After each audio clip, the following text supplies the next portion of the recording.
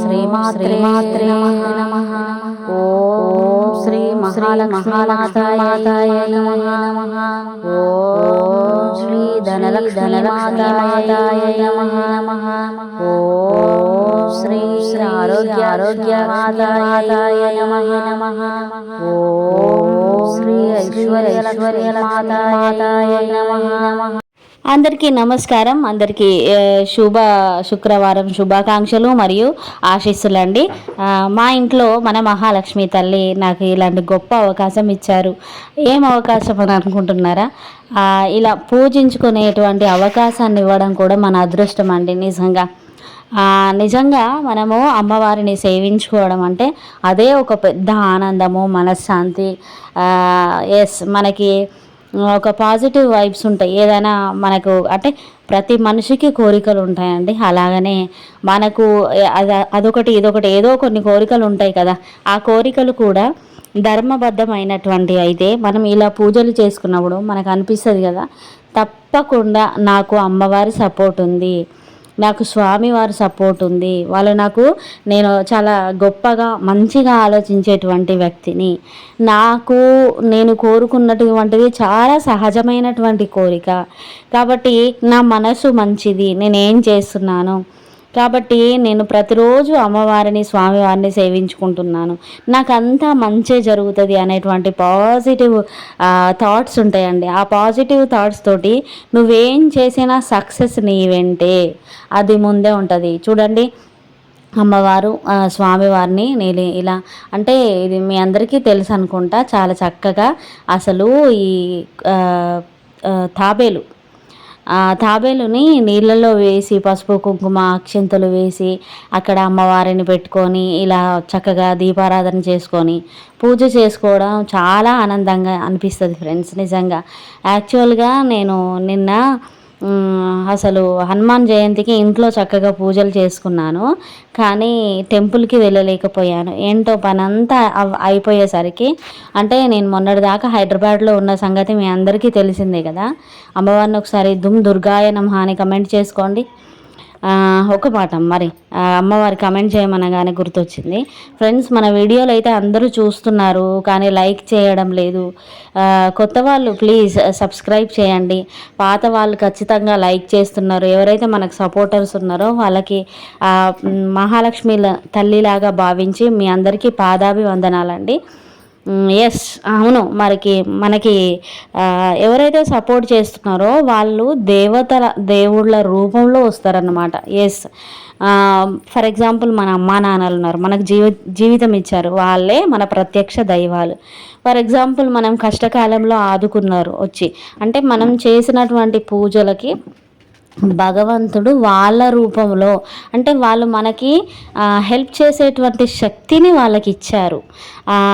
అంతే, వాళ్ళే మనకి అంటే దేవుడు కనిపిస్తాడా అండి? మనకి కనిపించకుండా ఒకరి మనసులో చేరి, అరే రే పాపం వాళ్ళు కష్టంలో ఉన్నారు, నేను చేయగలను కదా,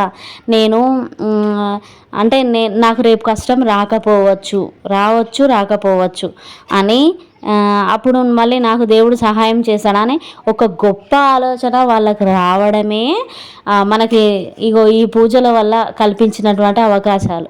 అంటే కొంతమంది అనుకుంటారు అంటే మనుషులకే కష్టాలు వస్తాయండి. మనుషులకే కదా కష్టపడేది, అంతే. మనకే అన్నీ ఉంటాయి కాబట్టి మనమే కష్టపడుతూ ఉంటాం. కాబట్టి ఒక్కటి చెప్పేది ఏంటంటే, మనం కష్టకాలంలో ఉన్నప్పుడు ఇతరులు మనకు సహాయం చేస్తూ ఉంటారు.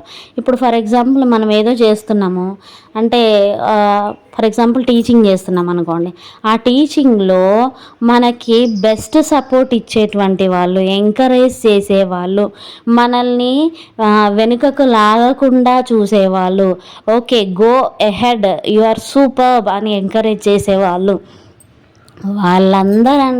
వాళ్ళందరూ మనకు ప్రత్యక్ష దైవాలే. దేవుడే వాళ్ళకి ఆలోచన ఇచ్చారు. ఇంకొకటి, ఇప్పుడు ఫర్ ఎగ్జాంపుల్ మనకు ఫైనాన్షియల్ ప్రాబ్లము, లేకపోతే ఏదన్నా ఫ్యామిలీ ప్రాబ్లము, లేకపోతే హెల్త్ ప్రాబ్లము ఏదో వస్తుంది కదా. ఫర్ ఎగ్జాంపుల్ హెల్త్ ప్రాబ్లం వచ్చింది, కొంతమంది హెల్త్ ప్రాబ్లం వచ్చి వేలకు వేలు ఖర్చు పెడతా ఉంటారు. కదా. అలా హెల్త్ ప్రాబ్లం వచ్చినప్పుడు పదా హాస్పిటల్కి వెళ్దాం, నీ దగ్గర డబ్బులు లేవా, నా దగ్గర ఉన్నాయి పదా అని తీసుకెళ్ళే వాళ్ళు మన దేవుడు. మరి హాస్పిటల్కి వెళ్ళాక డాక్టర్ ఉన్నారా, తను మనకి దేవుడు.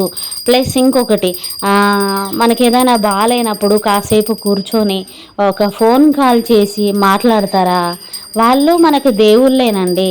ఎస్, నీకు బాగాలేదు కదా, పర్లేదు, నువ్వు సూపర్, నీకేం తక్కువ, ఇట్లా అంటే అందరూ అలా మాట్లాడాలి నాతో అని నేను చెప్పట్లేదు, మనకు అర్థమైపోతుందండి.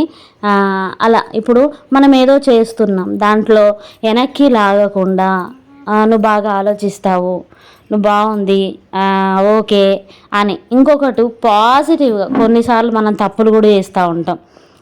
అన్నిసార్లు తప్పు చేసినా ఇంకా నీకు ఓకే ఓకే అని చెప్పాలా అని అనుకోకండి. తప్పులు చేసినప్పుడు పాజిటివ్గా, అమ్మా ఇది ఎందుకో నాకు కాస్త ఇబ్బందిగా ఉంది, మనసు నొప్పించకుండా మాట్లాడితే సూపర్. వాళ్ళకి తప్పు అనిపించినప్పుడు పర్వాలేదు చెప్పొచ్చు.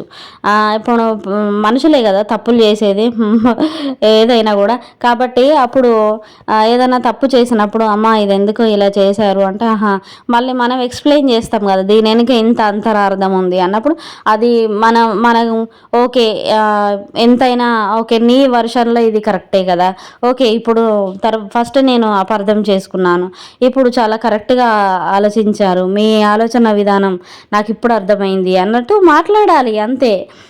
ఇంకొకటి, ఎవరైతే చిన్నపిల్లలు ఉంటారు కదా, వాళ్ళు మిస్టేక్ చేసినప్పుడు ఇది మిస్టేక్ అని వాళ్ళ మనసును నొప్పించకుండా చెప్పాలి. ఒక్కోసారి ఇంకా పిల్ల చేష్టలు అన్నప్పుడు వాళ్ళు వినరు కదా, అప్పుడు ఏం చేస్తామో చేసుకోవాల్సి వస్తుంది. కాబట్టి మనము పెద్దవాళ్ళమే కదా, మరీ తిరగబడేంత ఉండదు కదా. కాబట్టి మిస్టేక్ ఏదన్నా ఉన్నప్పుడు ఇది కరెక్ట్ కాదు, ఇది ఇట్లా అని చెప్పాలన్నమాట. ఓకేనా. మరోసారి అమ్మవారి ఆశీస్సులు అందరికీ అందాలని